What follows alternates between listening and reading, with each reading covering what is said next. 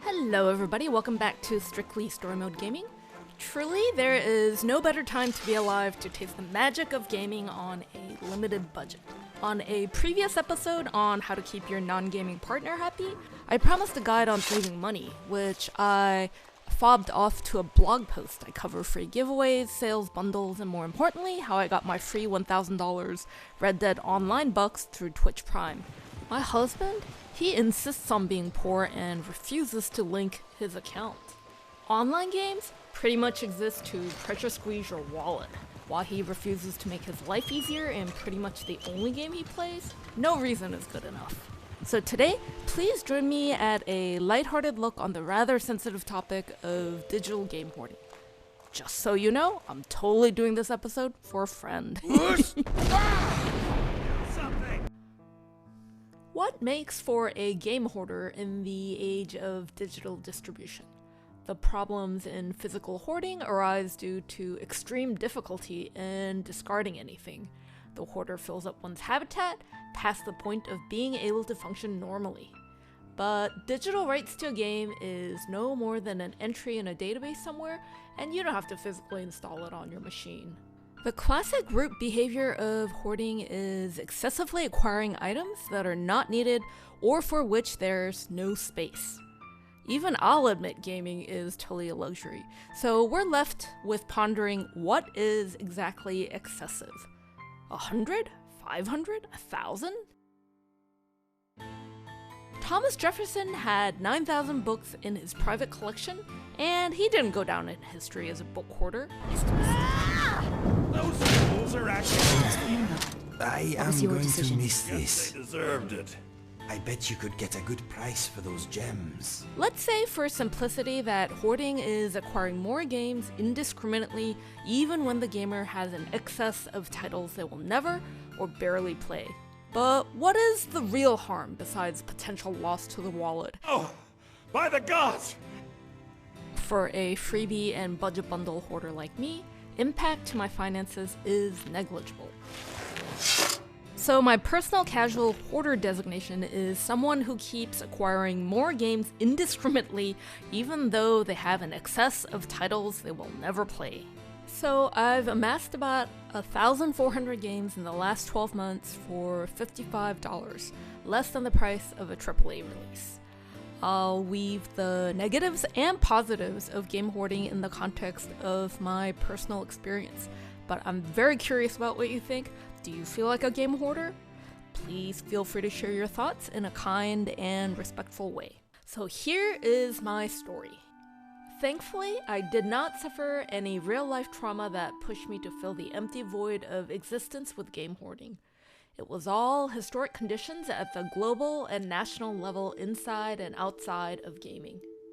It used to be the natural order of the universe that gamers with a Steam account would partake in annual Steam sales, and you would accumulate gradually and organically over the years. Even well before the pandemic, the gaming industry as a whole was being propelled by revenue shifts away from traditional sales to microtransactions that have been conducive for free giveaways and mega cheap bundles. So how did tweens squeezing their parents for Fortnite V-Bucks give rise to 100 free quality games in my personal library? This man here is the biggest gaming sugar daddy the world has ever seen. So Tim Sweeney used some of that Fortnite billions to open Epic Game Store, and to steal Steam customers, he's been giving out free games every week since December of 2018. Now, these are premium quality games across the spectrum from AAA to indie. Some I've already bought for hard-earned dollars in years past, like GTA 5 and Kingdom Come Deliverance. Others I was going to buy anyway, like Absolute Limbo and Subnautica. Publishers have also been giving away titles as incentives to install their crappy launchers, as well as customer appreciation gifts during lockdown. But these freebies are still crumbs, and the other growing pile of freebies I never intend to play. Jeff Bezos didn't want to be left out of the gaming money, and in buying out Twitch, Prime subscribers could have gotten free games since 2018. Now, I was extremely snooty and did not bother to collect until this year. I did get a free copy of Dream Daddy, and it's worth installing just to hear the glorious intro. The ongoing pandemic and heightened racial inequality has brought hardship to a lot of humans. But to gamers, it was a boon and free game giveaways, game sales, and mega bundles. The legendary bundle that gamers will tell grandchildren about, the itch.io Racial Justice Bundle at $5 with 1,000 indie titles, kicked me into official hoarder territory. Now, it wasn't the sheer quantity of games in this bundle as much as it spawned a weird bundle addiction in me. In decades of game buying, I conservatively only bought highly regarded AAA titles or famous indies that I had done a counterproductive amount of YouTube homework. I never saw the point of mixed bundles filled with unfamiliar titles until this year. This massive itch.io bundle radically rewired my brain on how I find pleasure in gaming. Instead of gallivanting in a wide open world, the joy shifted to finding that hidden gem of a game I never knew I wanted to play. Who knew being a Norwegian milkmaid that steals away on a spaceship to find her stolen cows could be this fantastic? This lovely point and click is one of the most poetic expressions of gaming ever made by one developer. I don't like to buy random unknown titles on the off chance I might like it, and the grab bag of indies really scratches that itch. Now, you might be wondering, if I have 1,000 unknown titles already, why do I need any more bundles ever again?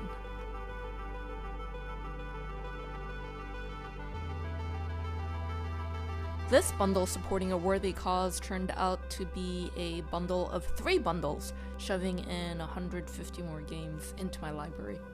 Part of the Humble bundle proceeds always go to different charities, and Humble also actively supports indie development, so you can get a mild sense of doing some good in the world by buying games. Because I'm not buying dubious bundles like this one, I feel like less of a game hoarder. Sooner or later, every gamer grows a backlog of shame, populated by games you bought on sale and never ever even installed, games you started but never finished because yet another new game came along. This backlog grows ever so ridiculously large to a point that you have enough game content hours to fill the rest of your mortal life on Earth many times over. The real negative of game hoarding is that my game life has actually suffered. I spend a lot of time in acquisition and managing my collection instead of actually playing. It often takes me over an hour to figure out what to play, and something game developers would hate to hear. Having access to so many games devalues the play worth of any individual game. Time and attention is a limited resource, and I will take shortcuts just to get more games in. Also, the Batman problem. When you indiscriminately hoover up freebies, your collection no longer reflects your actual tastes in gaming. No offense to Batman lovers out there, but your collection becomes this random dump site. But at the same time, this turned out to be a good thing. When the financial barrier to play is removed, I started playing games I would never have actually paid for. And being able to appreciate more of what gaming has to offer, I found to be the most positive aspects of hoarding. Even though I have a vast library, a fair number of the games I play actually come from Xbox Gamepass PC subscription service. With improving subscription services, is buying video games even worth it going forward? My answer is yes and no depending on the game and the gamer. For somebody like me, yes. It should be glaringly obvious by this video that game prices are plummeting faster than before, and any game, if you wait long enough, will be free or pennies to the dollar. You have a market that is oversaturated with games and subscription services that render purchasing games moot. What's precious? Your time and attention. Games have to compete with not just other games, but YouTube, social media, family and friends. And that leads me to my final PSA. Having more games can make you play more, so don't let your hoarding eat away quality time with real-life relationships. One last thing I wanted to cover in 30 seconds is managing your collection via GOG Galaxy, which integrates most of the platforms and publishers. GOG is Good Old Games, run by CD Projekt Red, the company behind the Witcher series. Some gamers may not like them scraping all your private gaming data, but it's too useful not to use.